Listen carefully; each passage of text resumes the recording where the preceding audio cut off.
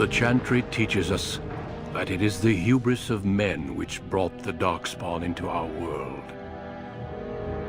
The Mages had sought to usurp heaven, but instead, they destroyed it.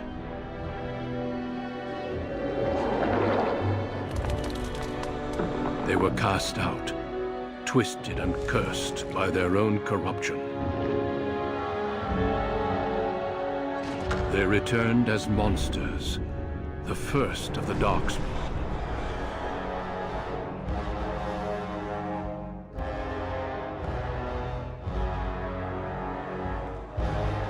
They became a blight upon the lands, unstoppable and relentless.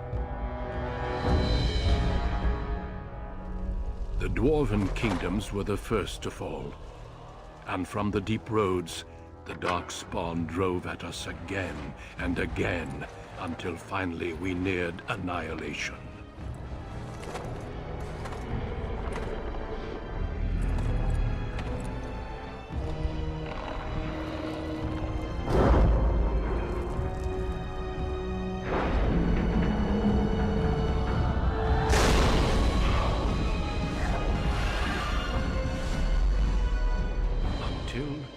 The Gray Wardens came.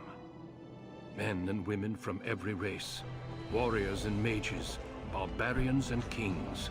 The Gray Wardens sacrificed everything to stem the tide of darkness, and prevailed.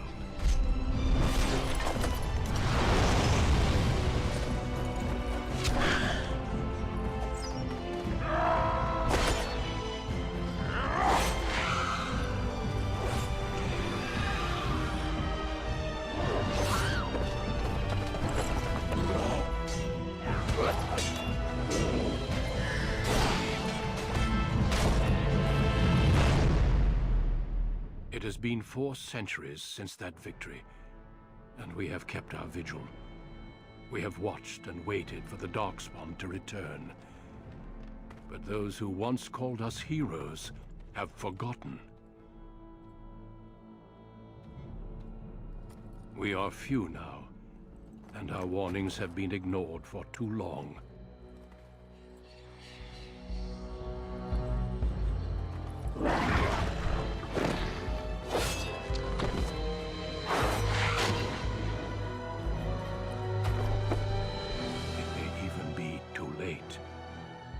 I have seen with my own eyes what lies on the horizon. Maker, help us all.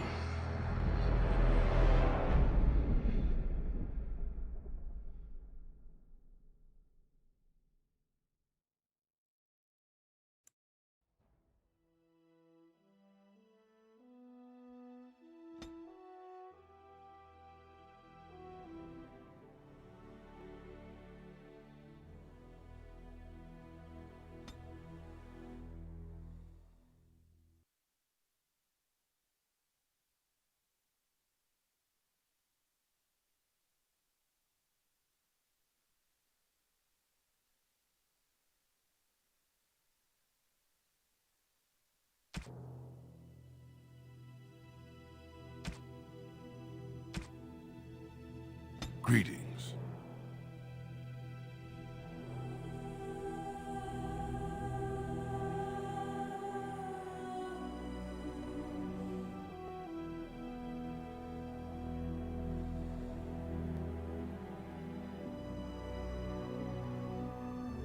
Coming through. Off I go. No, let's not and say we did. Oops, where's my head?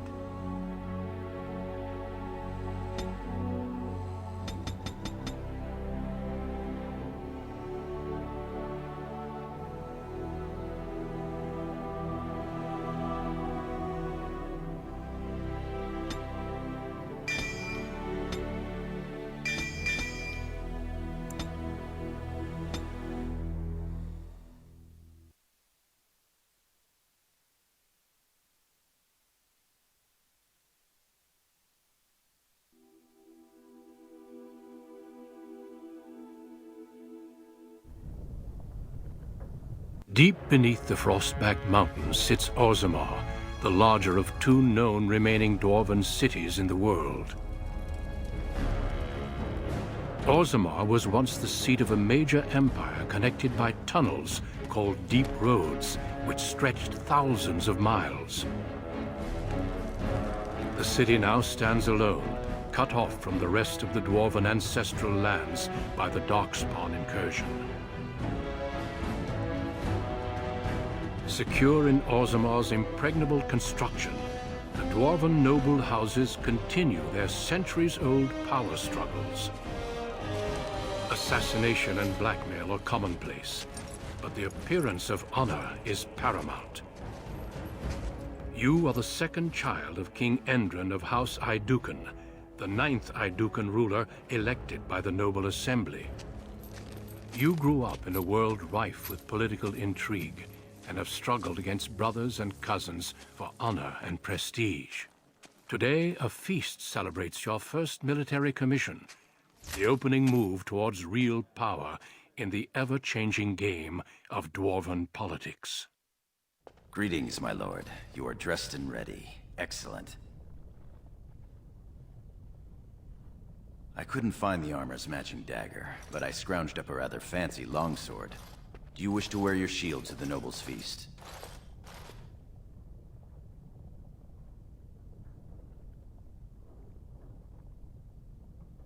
Certainly. You'll cut an imposing picture out there. Of course, if every other noble has a shield and 3 swords, you'll feel awfully underdressed. One can't take all this marching about and speech-making too seriously. Moving on to the business at hand. The king expects you to make an appearance at the feast, but there's no rush.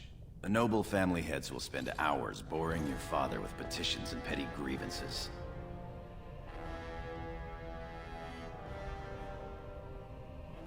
As part of the celebrations, permits have been auctioned off to members of the merchant caste who wish to sell wares in the Diamond Quarter.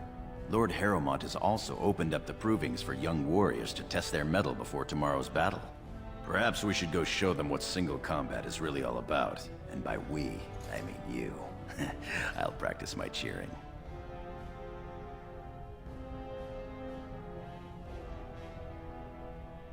You remember last year's open proving? It took your father's smith 6 hours to remove my helmet. I'm not meant for single combat. I fight as my lord's second in shield. That's enough for me. Right behind you, my lord. The day is ours until the feast.